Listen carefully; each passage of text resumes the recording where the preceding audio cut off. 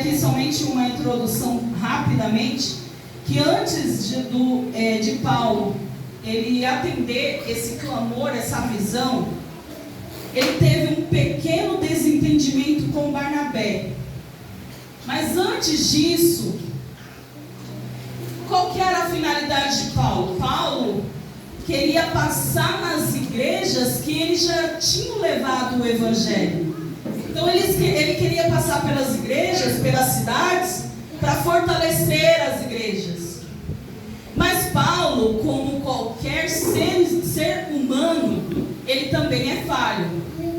E a palavra do Senhor ela é maravilhosa, que ela não vai traçar um perfil de um super missionário, mas também uma pessoa que é falha. Então ele entrou em contenda com Barnabé, por quê? Porque ele não queria que Marcos, parente de Barnabé, em uma versão fala sobrinho, em outra versão fala primo, na NVI fala primo, e na corrigida fala sobrinho. Então, parente. Vamos continuar com parente. Barnabé era parente de Marcos. Marcos que escreveu o livro de Marcos, João Marcos. E ele não queria, porque Marcos abandonou eles na primeira missão, na primeira viagem missionária. Então ele não queria que uma pessoa instável estivesse com ele. Mas mal sabia ele que o Espírito Santo também teria propósito e também um trabalho excelente na vida de Marcos.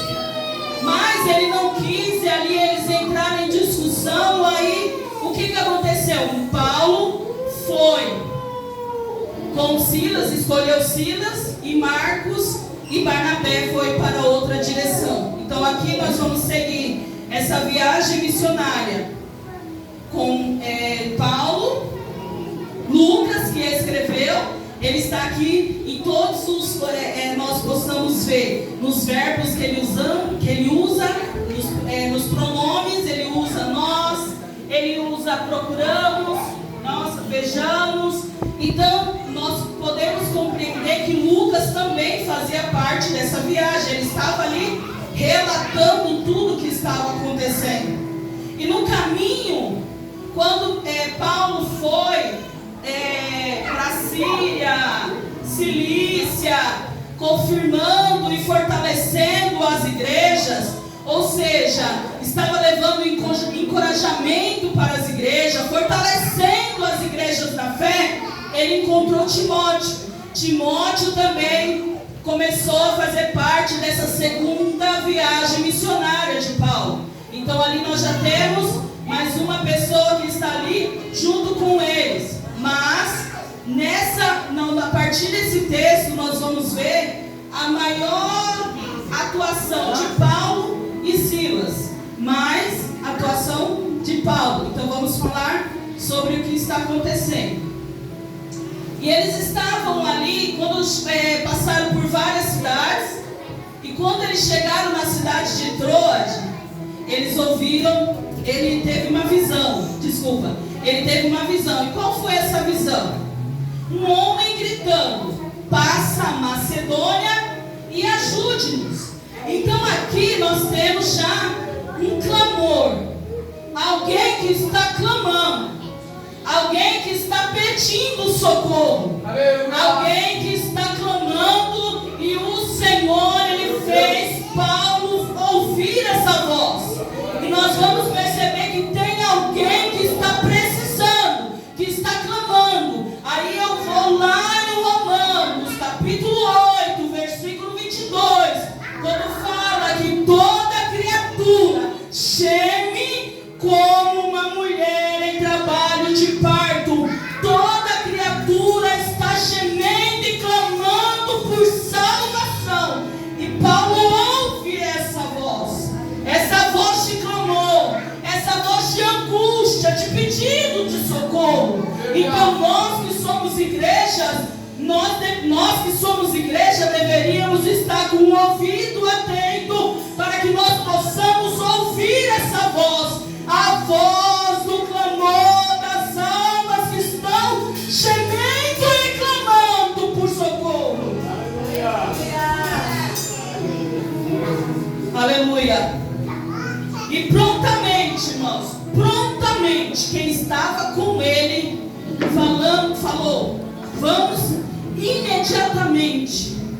Então entenderam o que era o chamado. Somente Paulo ouviu, teve essa visão. Mas todos abraçaram essa ideia, abraçaram esse pedido de socorro e prontamente eles saíram da cidade de Troade e foi em direção à Macedônia. Passaram por 2 cidades. Me perdoe se eu falar errado.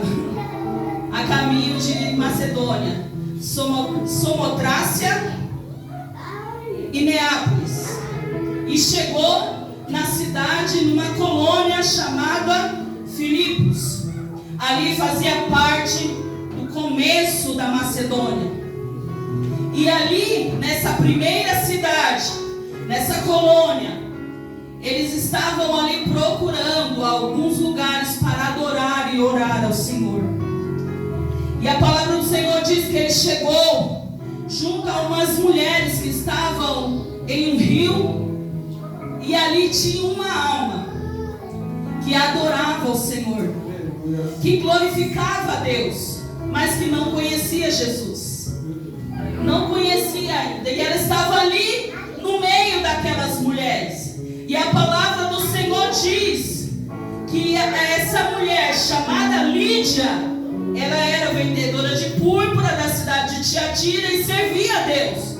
E ela ouviu, e o Senhor, a palavra do Senhor diz que o Senhor abriu o seu coração para que ela estivesse atenta para aquilo que Paulo estava pregando.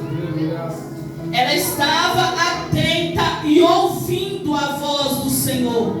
Mas nessa palavra, nós não vamos aqui perceber que Lídia, ela era possessa.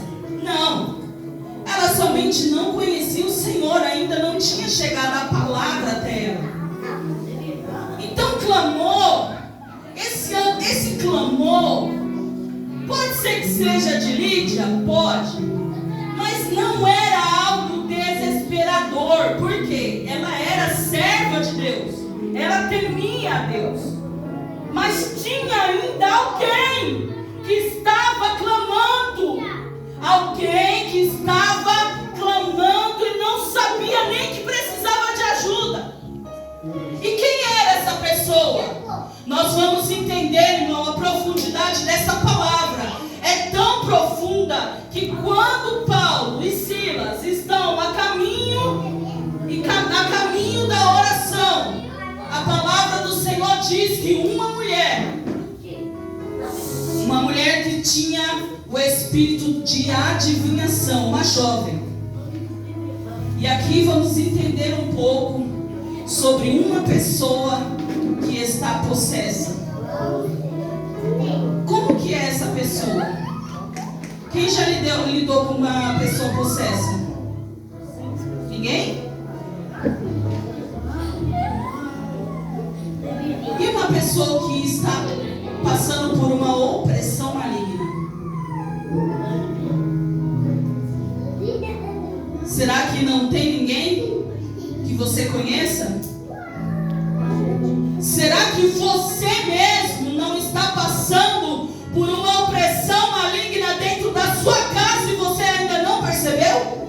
Porque quando o Senhor, lá na minha casa, eu dobrei meu joelho, o Senhor, o Espírito Santo do Senhor falou: tem pessoas aqui que estão sentindo opressão maligna. Eu não estou falando de possessão, irmãos, é diferente.